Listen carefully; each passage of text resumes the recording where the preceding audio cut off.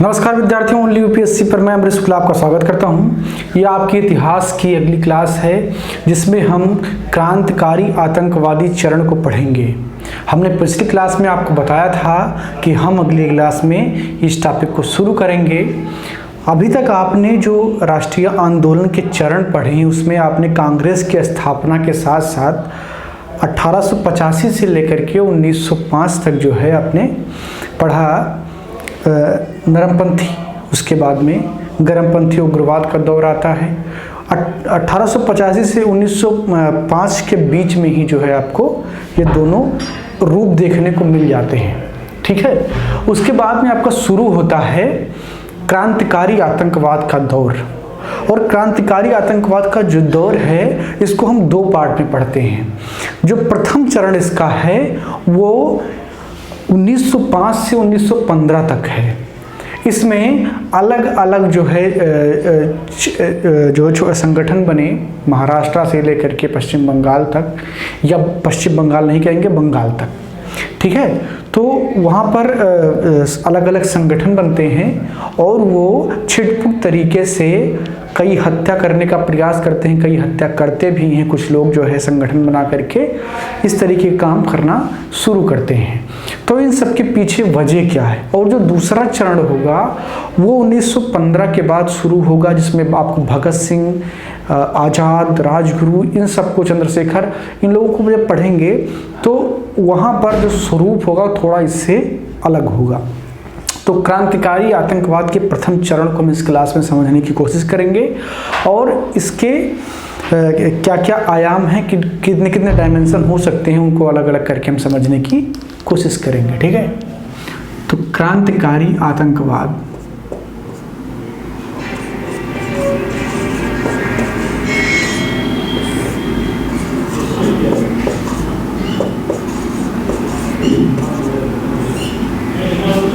इसका जो प्रथम चरण है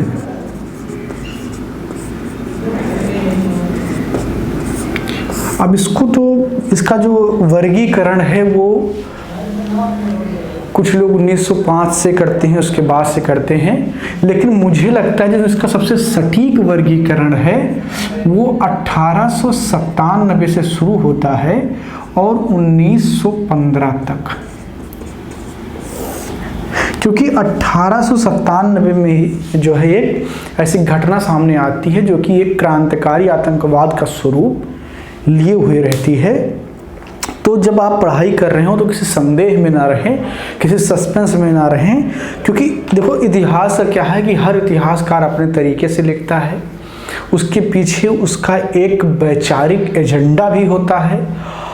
क्योंकि इतिहास को जब आप और गंभीरता से पढ़ेंगे तो सारी चीज़ें आपको धीरे धीरे समझ में आ जाएंगी कि इतिहास में या ह्यूमैनिटीज़ के किसी भी सब्जेक्ट में, ठीक है, किसी भी सब्जेक्ट में जितना भी नॉलेज है, एवरी नॉलेज इज पर्सपेक्टिव, यानी कि हर ज्ञान एक अवधारणा है। उसमें किसी को सही मान लेना बिल्कुल और दूसरे को बिल्कुल गलत मान लेना, ये मानविकीय विषयों को पढ़ने का तरीका नहीं है। मानविकीय विषयों में होता क्या है कि जो किताबें लिखी जाती हैं वो विचारों से सनी हुई होती हैं। हालांकि वो आपको ऐसे आसानी से नहीं देखेंगी, लेकिन आप घटनाक्रम को अगर जोड़ते हुए जाएंगे, चीज़ों को एक के बाद एक जो है सेट करते हुए जाएंगे तो आप समझ सकते हैं उस चीज़ को। लेकिन एज ए एस्पायरेंट, एक यूपीएससी एस्पायरेंट, आपको किसी विचारधारा से कोई मतलब नहीं है, आपको किसी विचारधारा की तरफ झुकना नहीं है। आपको बस इतना करना है कि एक मिडिल पाथ क्या है और लगभग सत्य क्या है, उसके तरफ आपको चलना होता है। तो क्रांतिकारी आतंकवाद, और मैंने इस पर एक किसी क्लास में बताया भी था कि क्रांतिकारी आतंकवाद जो ये दो शब्द का युग्म है, इसका इस्तेमाल करना उन लोगों के लिए जो इस देश की आज़ादी के लिए अपने प्राण को न्यौछावर कर दिए, कितना जायज़ है, इस पर हमने बात की थी, ठीक है। तो अब इस होता क्या है कि परिभाषाएं भी बदल जाती हैं, जैसे अगर जम्मू कश्मीर के आज़ादी के लिए कोई लड़ रहा है तो हमारे लिए यानी कि एज ए इंडियन मेरे लिए वो क्या होगा, वो एक आतंकवादी है, उसे हम मारेंगे क्योंकि हमारे देश को जो है बांटने की कोशिश कर रहा है। लेकिन वो लोग जो कश्मीर को आज़ाद कराने का मंशा बना के बैठे हैं उनके लिए क्या होगा, वो क्रांतिकारी होगा। तो जब भारतीय इतिहासकारों ने इतिहास को लिखना शुरू किया तो उनके पास एक समस्या आई, क्या कहा जाए उन लोगों को जिन्होंने किसी की हत्या करने की कोशिश की, क्या कहा जाए उनको जिन्होंने बम बनाने की कोशिश की ताकि स्थिति को बिगाड़ करके उसका फ़ायदा उठाया जाए। वो फ़ायदा भले ही देश की आज़ादी के लिए हो, लेकिन इतिहासकारों ने जब उसको लिखते समय एक बीच के रास्ते को अख्तियार किया और क्रांतिकारी और आतंकवादी दोनों शब्द युग्म का इस्तेमाल किया, यानी कि ना क्रांतिकारी ही केवल कहा और ना आतंकवादी ही कहा।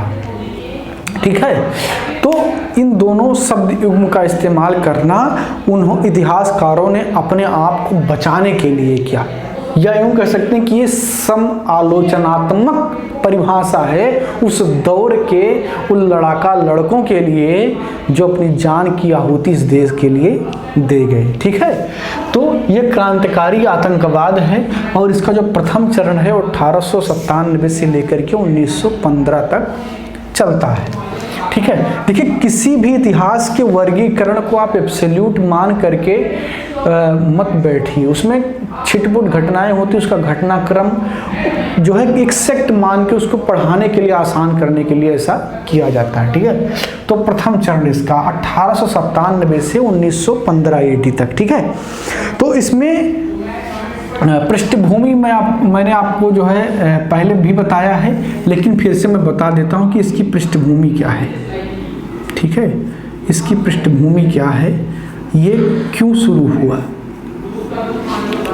उसके बाद में घटनाक्रम को हम दो पार्ट में पढ़ेंगे। एक जो इंडिया में चल रहे थे और कुछ घटनाक्रम ऐसे हैं जो इंडिया से बाहर भी चल रहे थे और वो क्रांतिकारी आतंकवाद से प्रभावित जो है थे और उसी क्रम में वो काम भी कर रहे थे। ठीक है, तो इस क्लास में हम इन दो पॉइंटों की चर्चा करेंगे, पृष्ठभूमि और इंडिया में जो घटनाक्रम चल रहे थे क्रांतिकारी आतंकवाद के। जो दूसरा वाला है इसको हम इंडिया से बाहर वाले को इसलिए रख रहे हैं क्योंकि जो दूसरा चरण है उसमें कहीं ना कहीं इससे जोड़ करके उन चीज़ों को पढ़ेंगे तो ज़्यादा आसानी से समझ में आएगा। ठीक है, तो जो पहला जो हमारा हेडिंग है पृष्ठभूमि, क्रांतिकारी आतंकवाद क्यों, भाई। ठीक है, तो क्यों है क्रांतिकारी आतंकवाद का दौर, क्यों आया भारतीय राष्ट्रीय आंदोलन में। तो जैसा कि आप जानते हैं कि 1885 में कांग्रेस की स्थापना होती है। कांग्रेस की स्थापना कुछ सदस्यों के द्वारा होती है जो पढ़े लिखे लोग हैं, एलीट क्लास के लोग हैं, जो बाहर पढ़ने गए, उन्होंने इंग्लैंड को देखा, भारत को देखा, दोनों के बीच के अंतर को देखा, दोनों जगह सरकार के काम करने के तरीकों को देखा। उसके बाद उन्होंने सोचा कि ये जाति कर रहे हैं हमारे साथ और उन्होंने उनके खिलाफ एक प्रोटेस्ट के तरीके से जो है काम करना शुरू किया। कांग्रेस की स्थापना होती है और उनका जो तरीका है काम करने का वो ये है कि वो ब्रिटिश सरकार से बात करेंगे, अपनी बात रखेंगे, कानून की बात करेंगे, नैतिकता का हवाला देंगे और अपने अधिकारों की बात करेंगे। वही बात जो इंग्लैंड में है, वहाँ पर जो मौलिक अधिकार लोगों को मिले हुए उसकी बात करेंगे और यहाँ के लोगों को भी वो राइट्स दिलाने की वो कोशिश करेंगे। इसके लिए वो कोई लड़ाई उनसे नहीं लड़ेंगे, कोई धरना नहीं देंगे और उन्होंने विनय की नीति का पालन करेंगे। ये दौर चला 1892 तक। 1892 में एक सुधार अधिनियम आता है और उस वक्त क्या होता है कि जो ये नरमपंथी थे, जो कांग्रेस के शुरुआती संस्थापक थे, इनके भरम टूट गए क्योंकि अंग्रेजों ने इनकी कोई बात नहीं मानी।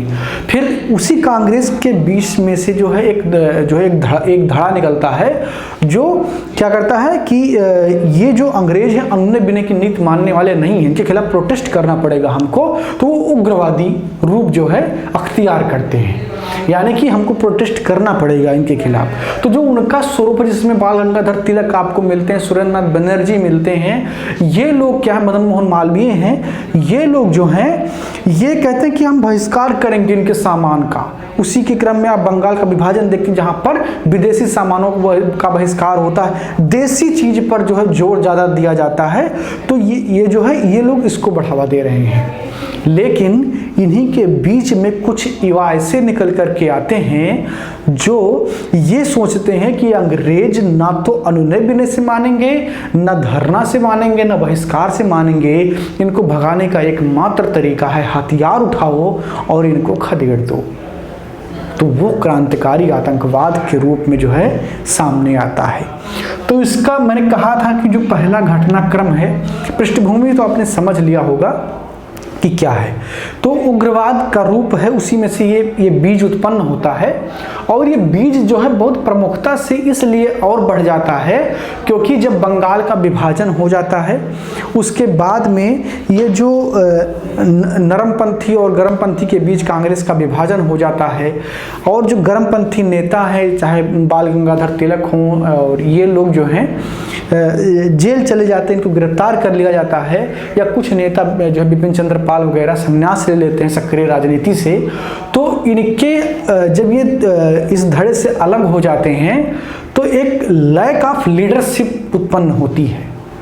1897 से जो शुरू होता है उसको अगर एक नेतृत्व मिल जाता तो ये आतंकवाद के तौर में जो है के रास्ते पर नहीं निकलते। इनको एक नेतृत्व अगर मिला होता, बाल गंगाधर तिलक होते, विपिन चंद्र पाल होते, सुरेंद्रनाथ बनर्जी होते, मदन मोहन मालवीय होते, और ये लोग चाहे लाला लाजपत राय, अजीत सिंह, ये लोग क्या थे, नेता थे। अगर ये नेतृत्व देते तो ये जो युवा थे ये आतंकवाद के रास्ते पर हो सकता है नहीं जाते। लेकिन उनकी गिरफ्तारी हुई और एक लैक ऑफ लीडरशिप हुआ तो उससे जो युवा उग्रवादिता में जो है अपना आस्था रखते थे कि इससे ही अंग्रेज यहाँ से जाएंगे, वो आतंकवाद के रास्ते पर निकल पड़े, जिसे क्रांतिकारी आतंकवाद कहा जाता है। तो ये पृष्ठभूमि है। अब इंडिया में जो घटनाक्रम हुए उसको देख लेते हैं, ठीक है। इसको मैं मिटा दे रहा हूँ।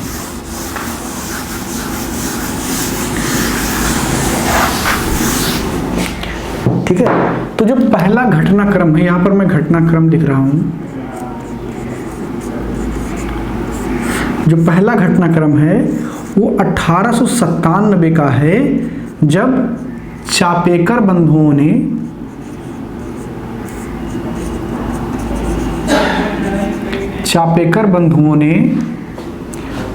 पुणे में प्लेग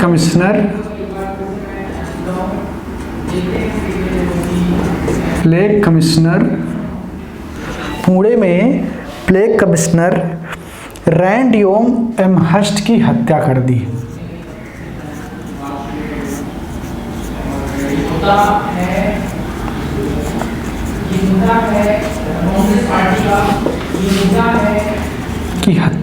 ठीक है, तो शुरुआत यहीं से होता है। चापेकर बंधुओं ने पुणे में प्लेग कमिश्नर, जो कि अपने बेईमानी के लिए बड़ा प्रसिद्ध था, उसकी हत्या कर दी। चापेकर बंधु दामोदर चापेकर और बालकृष्ण चापेकर, ये चापेकर बंधु के नाम से जाने जाते हैं। तो इन्होंने 1897 में रैंड एमहर्स्ट की हत्या कर दी और यहीं से शुरुआत हो जाता है क्रांतिकारी आतंकवाद के दौर का। ठीक है, जो दूसरा है घटनाक्रम 1902 में होता है, अनुशीलन समिति की स्थापना होती है। अनुशीलन समिति की स्थापना,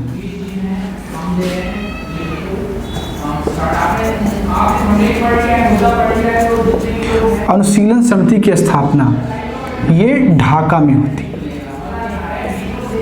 तो ये अनुशीलन समिति की स्थापना भी जो है उसी क्रम में होती है, क्योंकि इसका जो काम था वो उग्रवादिता को ही बढ़ाना था, यानी कि ये भी यही मानता था कि इस उग्रवादी रूप से आतंकवाद जो है ये लड़ाई लड़ करके ही अंग्रेजों से मुक्ति पाई जा सकती है। तो इसकी स्थापना भी जो है उसी क्रम में होती है। इसके संस्थापक में पुलिनदास, जतीन्द्रनाथ बनर्जी, बारेंद्र कुमार घोष, ठीक है। इसके संस्थापक सदस्यों में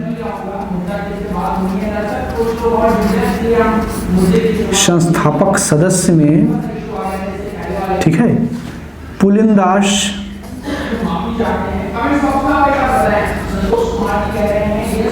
बारेंद्र कुमार घोष,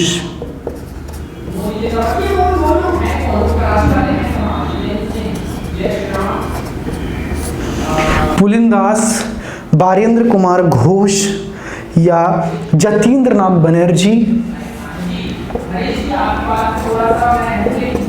जतीन्द्रनाथ बनर्जी,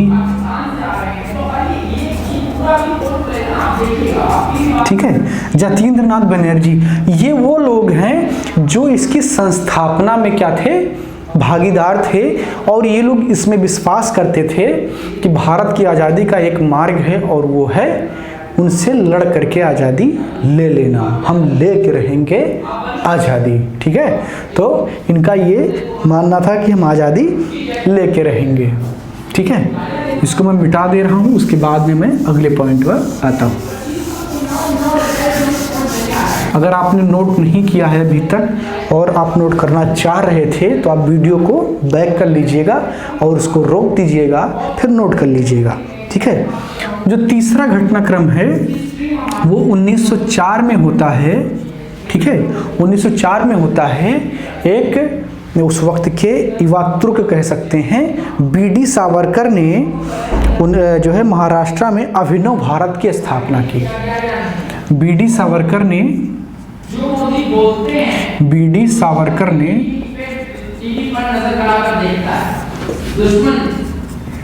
अभिनव भारत की स्थापना की।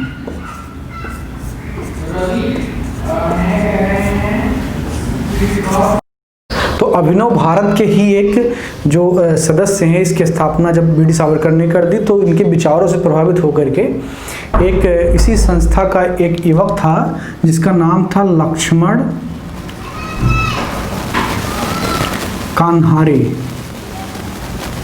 लक्ष्मण कान्हारे ने एक जज की हत्या कर दी, ठीक है। तो इसने भी जो है बीडी सावरकर की संस्था ने भी जो है क्रांतिकारी आतंकवाद के प्रथम चरण में बहुत ही अहम भूमिका निभाई।